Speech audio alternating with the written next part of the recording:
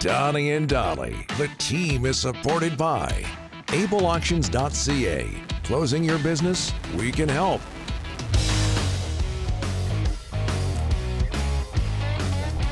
Friday, and all of our guests today, including Nick Kypreos, standing by, brought to you by the Bayside Oceanfront Resort.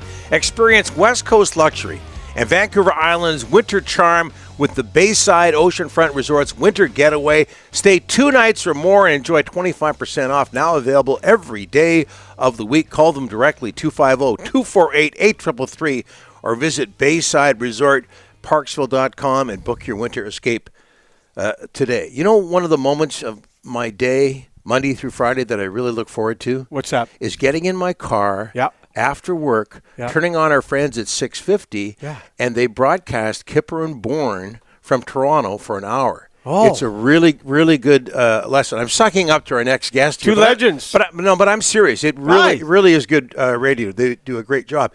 Joining us now from the real Kyper and Bourne on Sportsnet. He played 8 NHL seasons. Hate to bring this up. Won a cup with the Rangers in '94. Canuck fans. Nick Kypreos. Nick, thanks for doing this, sir. How are you? I'm well. By the way, the sucking up really works. Good. Well, we got you on the show. So, hey, 94, Nick, was that really 30 years ago? Oh, gosh. I when I remember it, it's in black and white. Does that tell you how long it was? Yeah. Hey, everybody in Vancouver says the 2 days between games 6 and 7 helped you guys. Yes. Yeah, no question. Just listen to Kevin Lowe. He's the first one to say that without it, the Vancouver Canucks may have changed history on one extra day off. We needed it. There's no question. It gave us one more day to wrap our heads around blowing a 3-1 lead, and still fortunate 30 years later. Yeah. Bottom line, though, you got yourself a Stanley Cup ring, and the thinking was that the Rangers were a bit older, needed the extra day off. Oilers over the Canucks 6-2, Nick. I listened to your show yesterday. There's so much going on with this Vancouver Hockey Club on the ice and off the ice. What's your read on the Canucks? It just won't break right now in terms of the talk, the momentum. Where's it going? Watching the team slowly circling the drain and perhaps losing a grasp of the season. Everybody's waiting for something momentarily, hour by hour, day by day, and we'll see where it goes week to week here. But I'm watching the Vancouver Canucks last night, like everybody else, and wondering where are they? Where's their heads right now? Where's JT Miller's head as he sat and talked to Corey Perry, last night? All of those things, it will not go away. Jimmy Rutherford knows it. Patrick Alvin knows it. Ownership knows it, and nobody has to remind the fans. They know it as well. What would you like to have seen JT Miller done in that situation? Because there's a lot of talk that the Canucks didn't respond enough to Perry with the Quinn Hughes situation. I don't know if he needed to drop his gloves and beat him up, but I would have got in his face. I would have showed more emotion than, trying to talk it out. Again, Quinn Hughes, best defenseman in the league.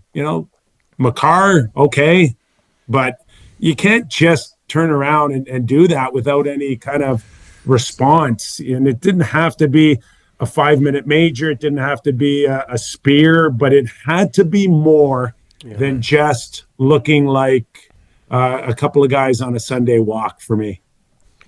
Nick, you've done some great reporting on where Miller could end up. You had the Rangers, Zibanejad, saying no to a trade to Vancouver. What's the latest? What are you hearing on Miller right now, Nick? Yeah, that there's multiple teams involved, and the Rangers, of course, we know are one of them. But whether you're Carolina, whether you're the Rangers, we'll see where New Jersey comes in. Although Fitzpatrick is denied talking to him on our show last week, and it's like but everybody wants to buy low, guys, and we'll see where it is, and whether or not the Vancouver Canucks are adamant that teams don't ask to get a discount on him, when it comes to his salary or retaining. But they're getting nickel and dimed right now. And Jimmy Rutherford wants to deal with this, and he wants it done and over with. But until he gets a deal that's acceptable, I think we'll continue to watch this soap opera. Earlier in the week, you said something interesting about Besser, and what's going to happen there? He's a UFA, Nick, and you say the Canucks want him back. Like, do you think this is possible?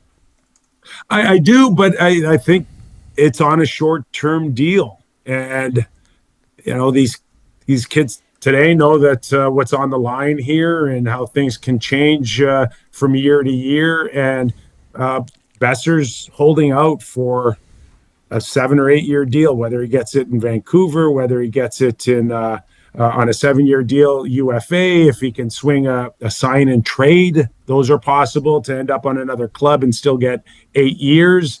But they're all looking for security. You can go down the list. Trent Frederick in Boston, like they want their long-term deals. They want to lock in, and Besser's no different. I think the Canucks would offer him significant money, good money, goal-scoring money, but on a short-term deal. And right now, doesn't seem Brock's that interested. Well, you guys have a pretty significant UFA in Toronto, and Mitch Marner. What's going on there? Like, is nothing, less than nothing. So I don't know. The narrative in November, guys, when it came to Rantanen and Marner, was that they're going to wait it out. We'll see where the cap sits. No one's in a hurry. But the cap's going up, and I'll be shocked if it's not in the high 90s. Right now, with real money, it should be well over $100 million, but nobody's sure of what that means if you sped the process up. So they're still trying to figure it out. But the fact that it is so quiet around Rantanen and Marner is a little perplexing here. Of course, Rantanen, no one's going to accuse Rantanen of not showing up in the playoffs.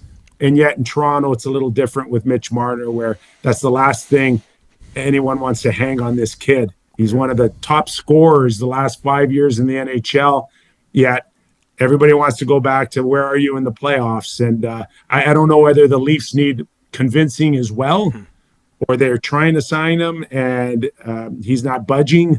A lot of dynamics in this one as well. Nick, getting back to the Canucks for a second, if you don't mind. You had a guest on your show yesterday. I can't remember who it is, and I apologize for that. But I've heard two people, including the guest that you had yesterday, talk about the Canucks warm-up. And that the person you had on yesterday, and again, my apologies for not remembering. Jason Bukala. Right. It was excellent. He said he watched that warm-up against the Kings last week and said the Kings are going to kill them tonight. And that it's the second person I've heard say the Canucks warm-up is horrible and that there's no energy there. Does that always translate into no energy on the ice? Because that seems to be one of the problems with the Canucks right now. The answer is no until you've lost 6 of 8. Right. And when you lose 3 games in the last week and a half by wide margins, then all bets are off, including the warm up as well. So I've been in warm ups, guys, that players have barely moved off the bench between them and a water bottle. And it's like, you want to jump in for a line rush? And they're like, no, I'm good. So all that matters is the wins and losses between opening puck drop and the last second in the third period. So right now, I think it's safe to say that you can pull, anything you want negatively out of the Vancouver Canucks and tie it to something. But in completely, not disagreeing with Jason Bukala, I am a body language guy. I am a guy that can look at a bench and see the sunken shoulders or the chest out high.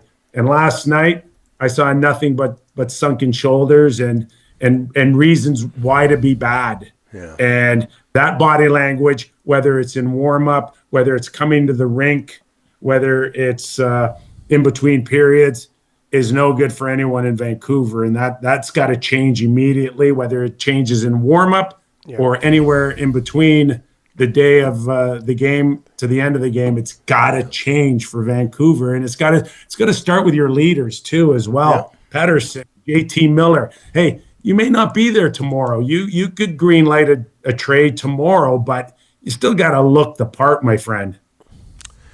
And people are searching for anything, Nick, out here in Vancouver these days. One more, if you don't mind. Ovechkin gets an empty netter last night. Alex Ovechkin, empty netter in Seattle. Now 20 goals away from moving past Wayne Gretzky. What are you seeing these days when you watch him play?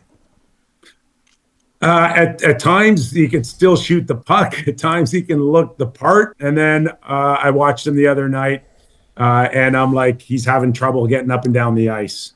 So there's no question that he's still a central part of that hockey club, but the engine no longer runs through number 8 here. They're doing everything they can to give him opportunities to put the puck in the net, including the whole 2 minutes on the power play.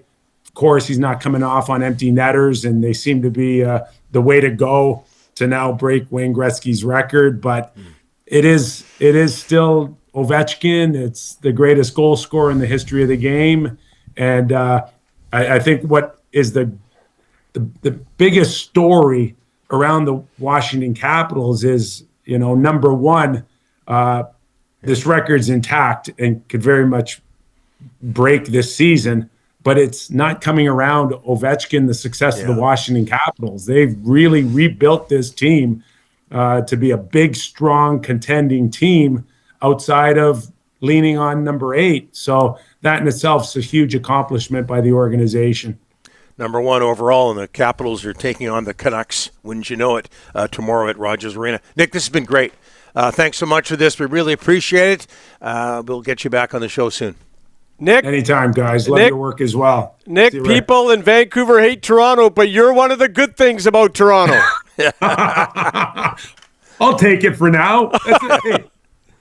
Building blocks. Yeah, that's right. One by one. Got to start somewhere. Thanks, Nick. Okay, guys. Thank you. Appreciate it.